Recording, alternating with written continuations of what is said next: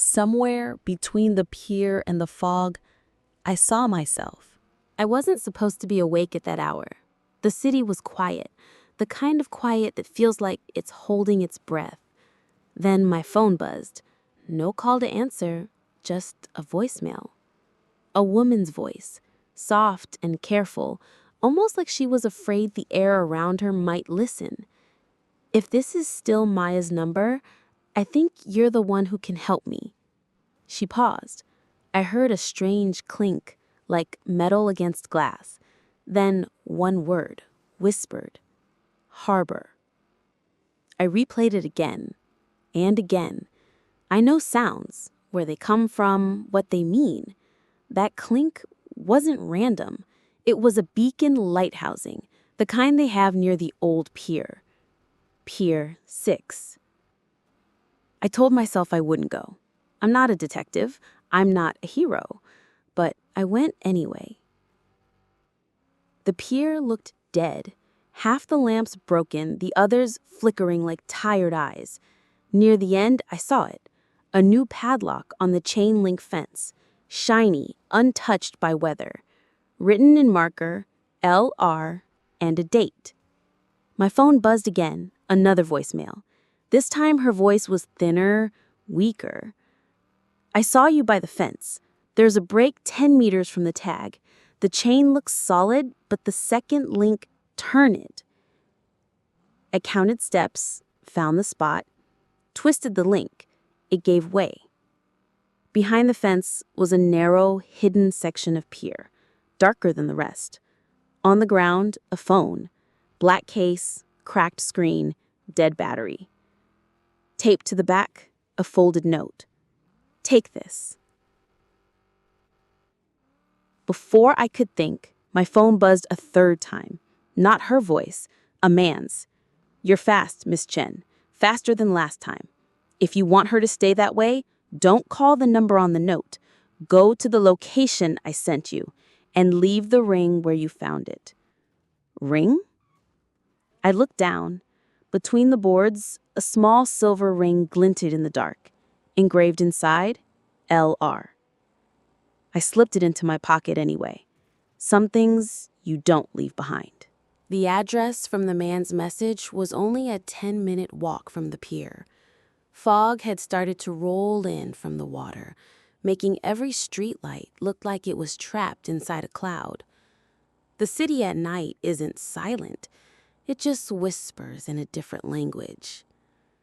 When I reached the corner, I saw it. A laundromat. The flickering open sign buzzed above the glass door. Inside, only a few people sat scattered among the humming machines.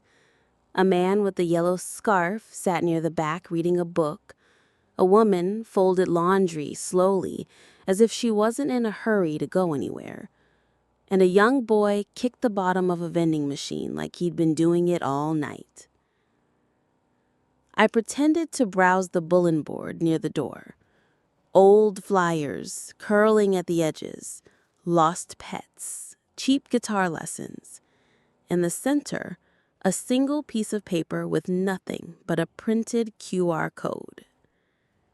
It was too obvious, which meant it was meant for me. I scanned it. The link led to a black screen with one sentence in white letters. Listen with headphones. Then a play button. I pressed it. The woman's voice came through, clearer now, closer. Maya, if you found this, it means you're closer to me than he wants you to be. There's a locker at the train station, 2 stops south. Key is hidden under the jar of pickled eggs at the deli across the street. Inside the locker is the phone with the real files. But be careful, he has a key too. The message ended with the faint sound of footsteps and a door closing. I glanced toward the man in the yellow scarf.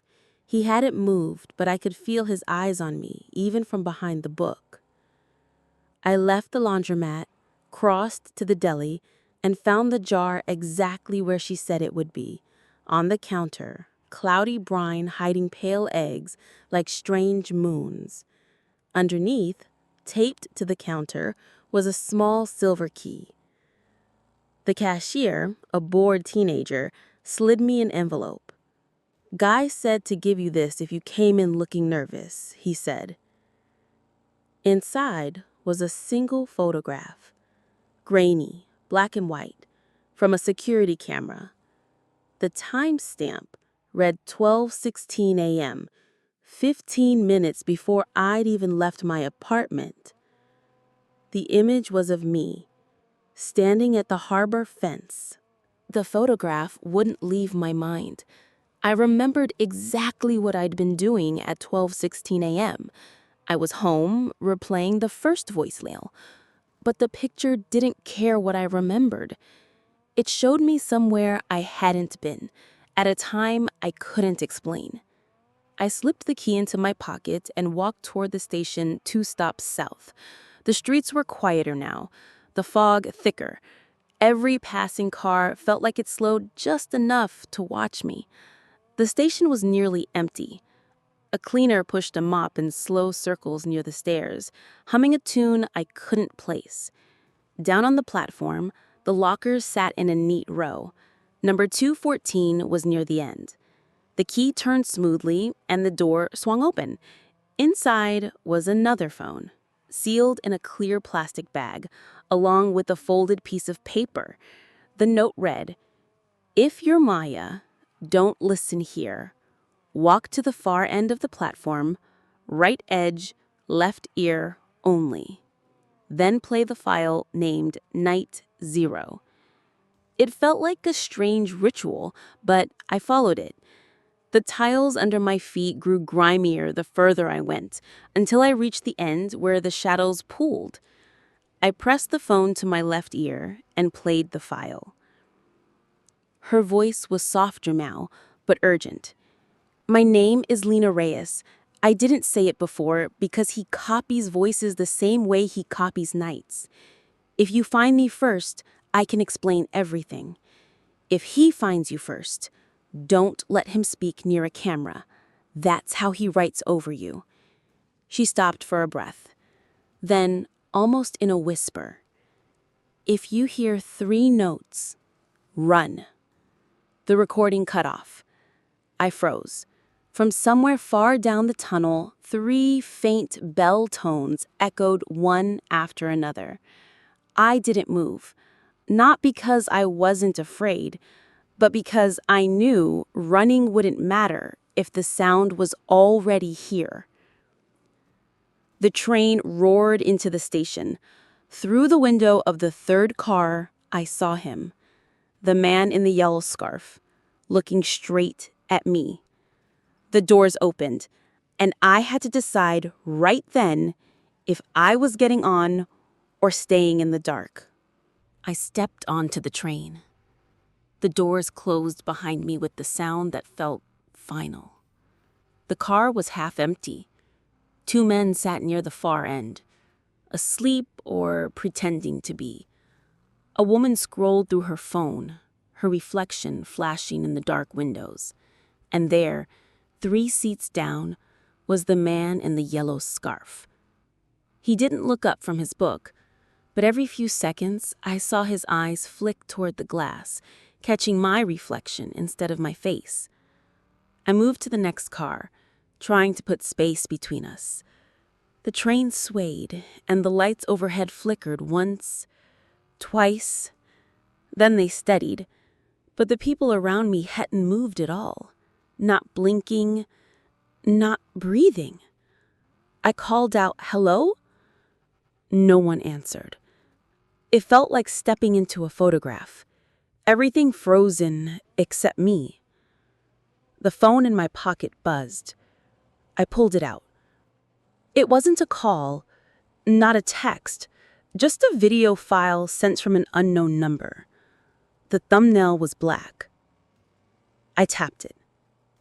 The screen showed me, sitting exactly where I was now, on this train, wearing the same coat, holding the same phone. But in the video, I wasn't alone. Lena was sitting across from me, whispering something I couldn't hear.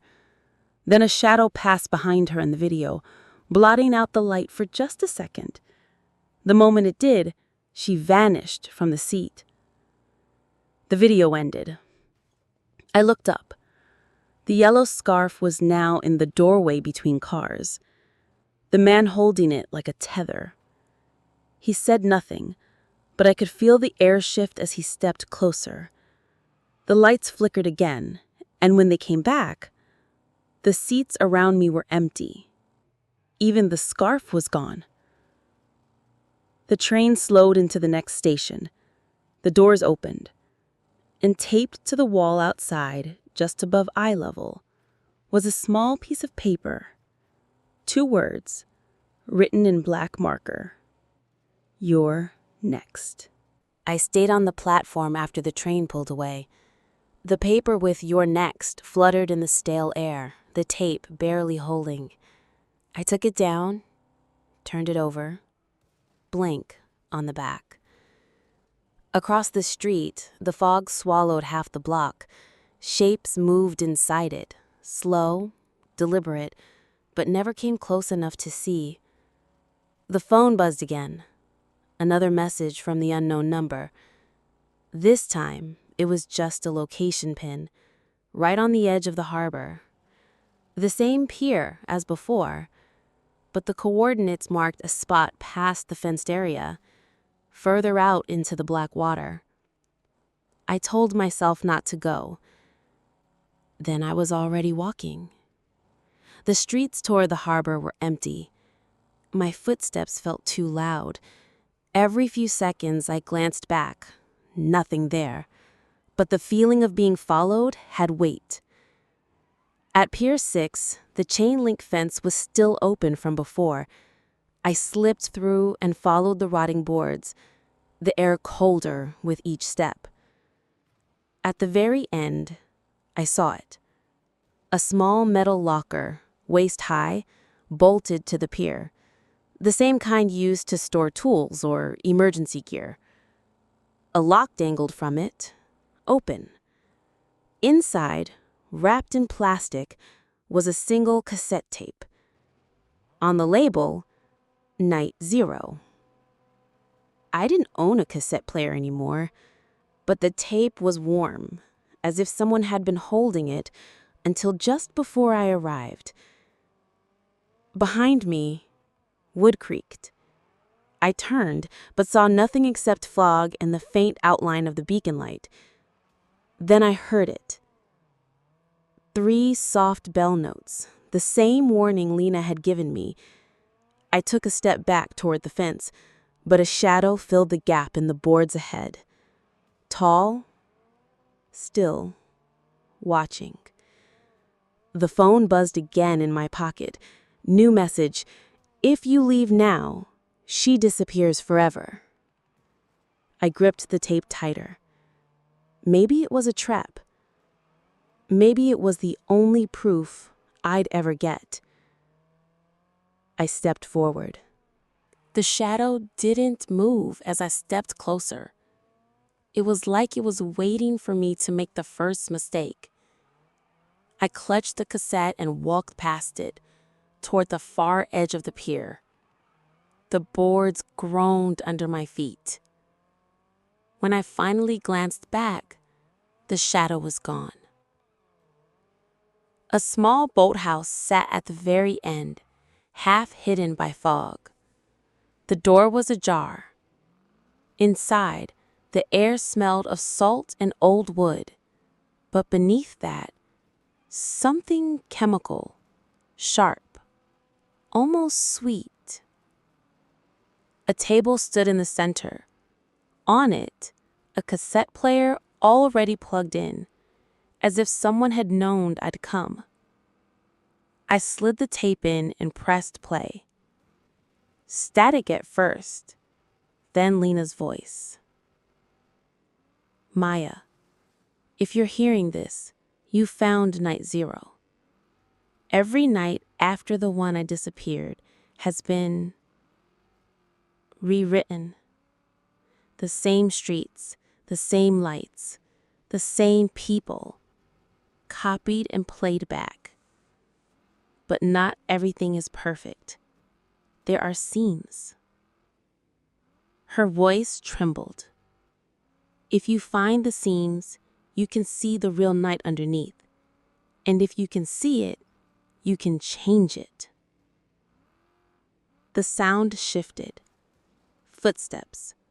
A door slamming. Then a man's voice, low and steady. "She's listening," he said.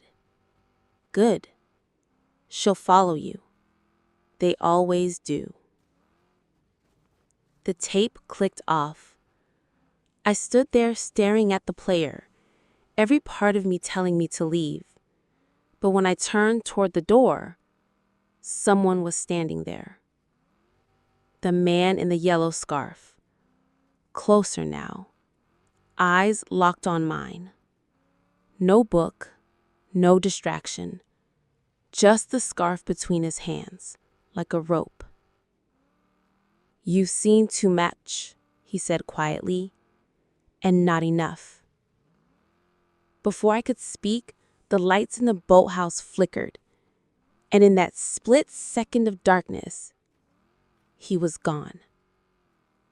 I ran outside. The pier was empty, but the fog was thicker now, pressing in from all sides.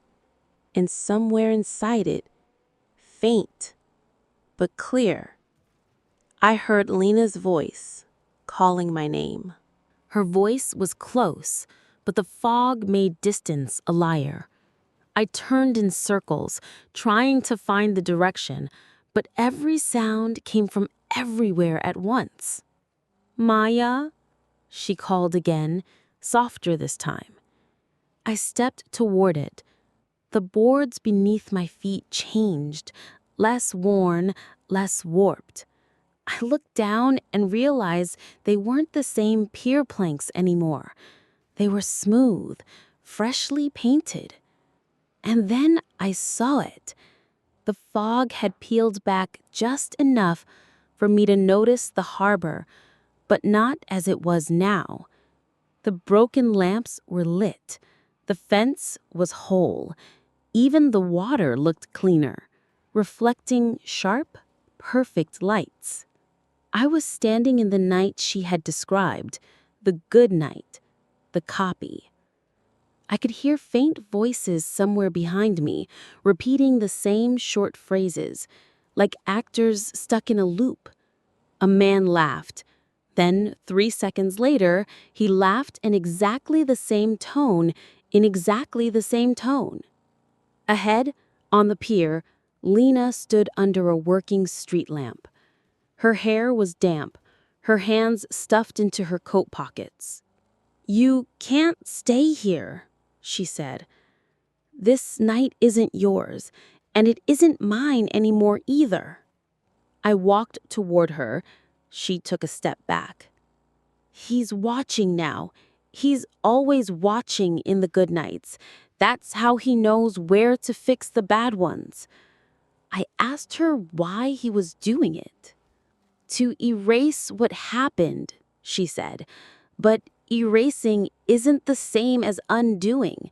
The real night is still underneath, and it's worse."